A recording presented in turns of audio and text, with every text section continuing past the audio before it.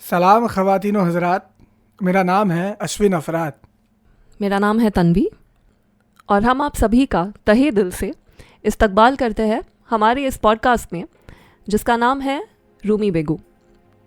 اس pod cost کے ذریعے رومی کی داستاں آپ کے سامنے پیش کرنے کی ہم تمنا رکھتے ہیں۔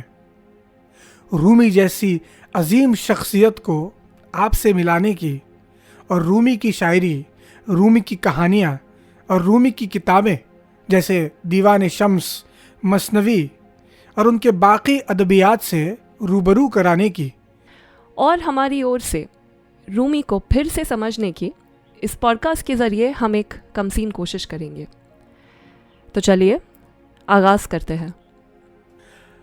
نالے ای کن عاشقان درد محرومی بگو، پارسی گو ساعتی ساعتی رومی بگو۔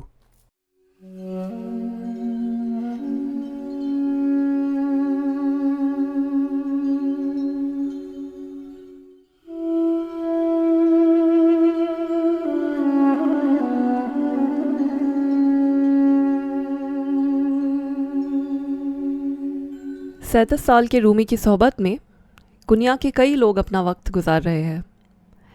اس میں کنیا کے شاہ ہے، ان کے وزیر ہے، لیکن عام لوگ بھی ہیں۔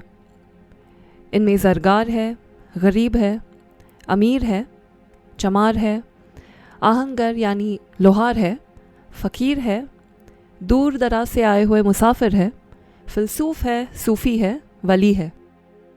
ان سبھی کو مولانا کی یہ باتیں عزیز لگ رہی ہیں۔ رومی بس شاہی اور اعلیٰ لوگوں میں ہی نہیں بلکہ عام لوگوں میں بھی مشہور ہو گئے ہیں۔ رومی اب سب کے بن چکے ہیں۔ اب تک رومی نے کئی کشتیاں سنوارنے میں مدد کی ہے، کئی پروانوں کو اپنی منزل کی اور رواں کر دیا ہے، کئی قافلوں کے سالار بن کر جادہ منزل پر ان کے ہمراہ بن کر ان کی رہنمائی کی ہے۔ اور ان تمام کوششوں میں رومی خود اب اس مقام تک پہنچ گئے ہیں جہاں ایک ابتری ان کا انتظار کر رہی ہے۔ کالی کملی پہن کر ایک خلبلی جیسے منتظر ہے اس عالم و فاضل شخص کو نگلنے کے لیے، اسے خود میں سمانے کے لیے۔ شمس تبریز۔ اینجا کسیست پنهان دامان من گرفته، خود را سپس کشیده پیشان من گرفته۔ شمس تبریز وہ شخصیت ہے جن کی زندگی کے بارے میں کافی کم جانکاری ہم تک پہنچ پائی ہے۔ ان کے زندگی کے بس قصے کہانیاں ہی مشہور ہیں، لیکن مولانا رومی سے ملنے کے بعد شمس اس دنیا میں آشکار ہوئے۔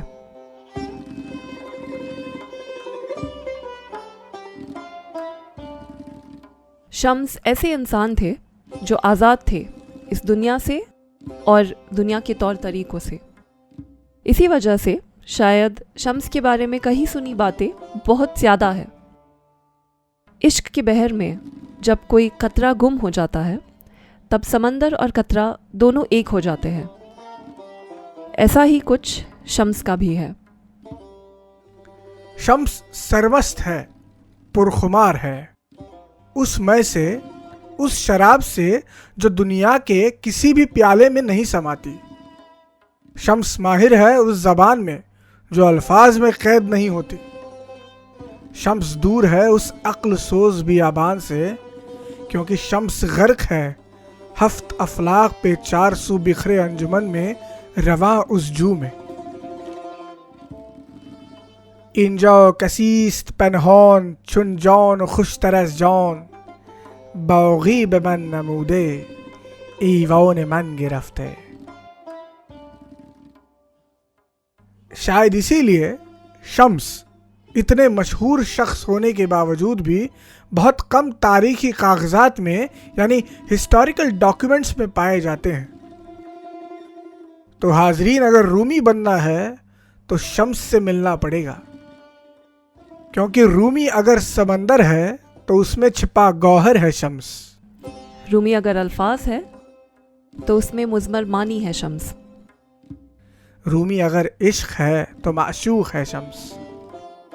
رومی اگر جسم ہے تو جان ہے شمس.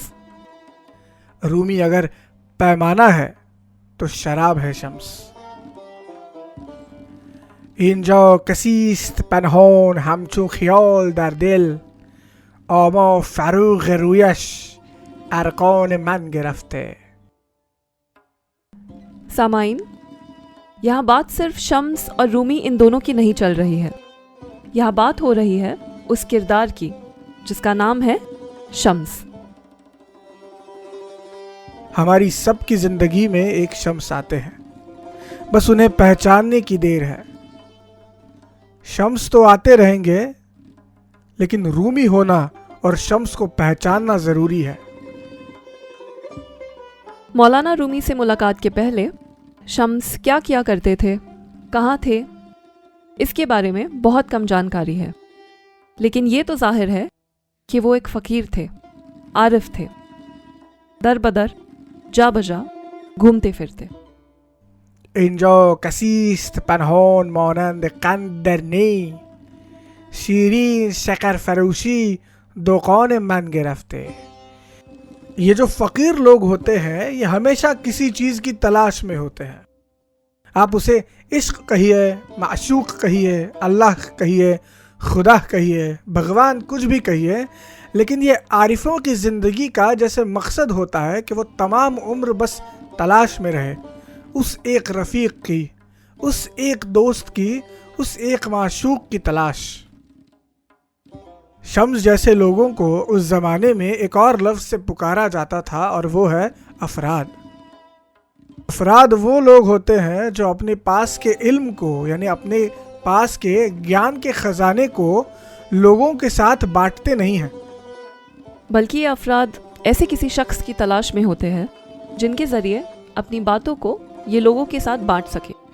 یہ لوگ ایسے لوگوں کی کھوج میں ہوتے ہیں جو ان کا ذریعہ بن سکے تاکہ یہ افراد اپنی باتیں، اپنا علم دنیا میں آشکار کر سکے. جادو و چشم بندی چشم کسش نبیند سوداگریست موزون میزان من گرفته. تو ظاہر ہے کہ یہ افراد کچھ مخفی باتیں کرتے ہیں، چھپی ہوئی باتیں. بڑی ہی متناقض ہوتی ہے ان کی باتیں، بڑی ہی کانٹرڈکٹری ہوتی ہے، پیراڈاکسیکل ہوتی ہے ان کی باتیں.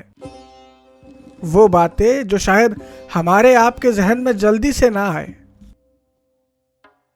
ایسی باتیں جو ایک ہی وقت میں پنہا بھی ہوتی ہے اور آشکار بھی، چھپی ہوئی بھی ہوتی ہے اور ظاہر بھی، نمایاں بھی اور پوشیدہ بھی. مختلف تاریخ نویسوں نے رومی اور شمس کی اس پہلی ملاقات کے واقعے کو الگ الگ طور سے بیان کیا ہے. ان بیانوں کے علاوہ ان گنت قصے اور کہانیاں ہیں جو عوام میں مشہور ہے. یہ قصے کہانیاں جیسے کہیں سنی باتیں ہیں اس پہلی ملاقات کے بارے میں.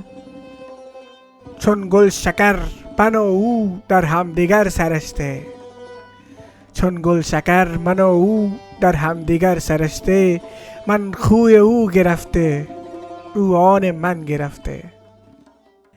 کئی لوگوں نے اس پہلی ملاقات کے قصے قلم بند کر کے لکھنے کی بھی کوشش کی ہے، مگر وہ سب شکار ہو گئے الفاظ کے. شبدوں نے جیسے انہیں قید کر لیا. اس قدر یہ سارے بیان کوتا پڑ جاتے ہیں، چھوٹے پڑ جاتے ہیں، کیونکہ حاضرین یہ ملاقات بس دو لوگوں کی نہیں ہے، دو سمندروں کی ہے. در چشم من نیاید خوبان جمله عالم پنغر خیال خوبش مژگان من گرفته. تو ان سب کہانیوں کو ملا کر ایک کہانی، ایک قصہ ہم بھی آپ کے سامنے پیش کرتے ہیں. ایک روز رومی اپنے مریدوں کے ساتھ بازار میں گھوم رہے تھے. تصور کیجئے کنیا کا بازار، چاروں اور ان گنت دکانیں، ان میں لگی لوگوں کی بھیڑ، کچھ عود کی خوشبو، کہیں پر کسی مٹھائی کی اور حلوے کی مہک، قالین سے سجے ہوئے کئی دکانوں کے ایوان، بہت سا شور شرابہ، اور اس بیچ دلیری سے ایک گھوڑے پر سوار مولانا رومی. ایسے رنگ و نقش و بو سے لبریز اس بازار کے بیچ ایک سڑک جاتی تھی۔ اسی سڑک پر مولانا رومی ایک روز اپنے مریدوں کے ساتھ اس بازار میں گھوم رہے تھے۔ سڑک کے دونوں طرف جو دکانیں تھیں ان میں لوگ اپنے اپنے کام میں مشغول تھے، لیکن رومی کو دیکھتے ہی ان کا زیر تبسم استقبال کر رہے تھے، انہیں سلام کر رہے تھے۔ ایسے میں رومی اور ان کے مرید ایک میدان کے پاس یعنی ایک چوراہے کے پاس پہنچ گئے۔ اس چوراہے کے بیچوں بیچ ایک فقیر بیٹھا ہوا تھا۔ وہاں آتے ہی رومی نے اس فقیر سے بڑے ہی غرور سے کہا، تمہیں دکھائی نہیں دیتا تم راستے میں بیٹھے ہو؟ اٹھ جاؤ اور ایک طرف جا کر بیٹھو۔ تب اس فقیر نے رومی سے پوچھا، کون ہو تم؟ رومی نے جواباً کہا، اس شہر کے لوگ مجھے مولانا کہہ کر پکارتے ہیں۔ میں مولانا ہوں، عاقل ہوں، گیانی ہوں۔ پھر سے ایک سوال آیا، اچھا تو میرے ایک سوال کا جواب دو، پھر میں تمہارے راستے سے ہٹ جاؤں گا۔ مجھے بتاؤ، علم یعنی گیان کا مقصد کیا ہوتا ہے؟ رومی نے کہا، بے شک نبی صلی اللہ علیہ وسلم کے راستے پر چلنا یہی تو مقصد ہے، علم کا اور گیان کا۔ وہ فقیر کہہ اٹھا، غلط۔ پھر رومی نے اس سے ہی پوچھا، تو تم ہی بتا دو کیا مقصد ہے علم کا اور گیان کا؟ وہ فقیر کہہ اٹھا، علم کیستو تھرونے بستانت، جہل زون علم بے بود بسیار۔ یعنی وہ گیان، وہ علم جو تمہیں خود تک نہ پہنچائے، اس سے بہتر تو نادانی ہے۔ یعنی اصلی گیان وہی ہے جو تمہیں خود تک پہنچائے۔ گیان کا اصلی مقصد یہی ہے کہ تمہیں خود تک پہنچائے۔ مانو ایک بجلی سی چمک اٹھی مولانا رومی کی نگاہوں کے سامنے اور بے ہوش ہو کر اپنے گھوڑے سے رومی نیچے گر پڑے۔ رومی کے ساتھ جو مرید تھے اور رومی کی جان پہچان کے جو لوگ تھے اس بازار میں، انہیں لگا شاید اس فقیر نے ہی رومی کو کچھ کیا ہے، تو سب نے اس فقیر کو پکڑ لیا۔ دوسری طرف رومی کو جگانے کی بھی کوشش کئی لوگ کر رہے تھے۔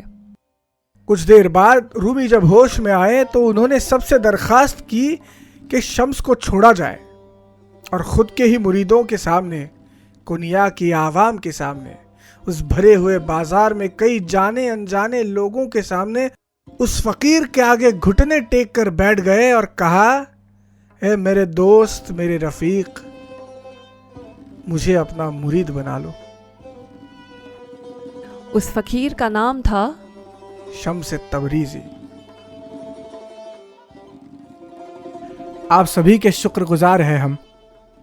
اس پوڈ کاسٹ کے اور ایپیسوڈز کے لیے ہمیں سبسکرائب ضرور کیجیے گا، اور ہاں، اگر آپ رومی کے بارے میں کچھ جانتے ہیں اور ہمارے ساتھ بانٹنا چاہتے ہیں تو ضرور ہمارے ساتھ شیئر کیجیے گا۔ ہم انسٹاگرام پر موجود ہے، ہماری ہینڈل کا نام ہے رومی ہے۔ تو چلیے آج کے لیے آپ سے وداع لیتے ہیں، بس اتنا یاد رکھیے، رومی ہے۔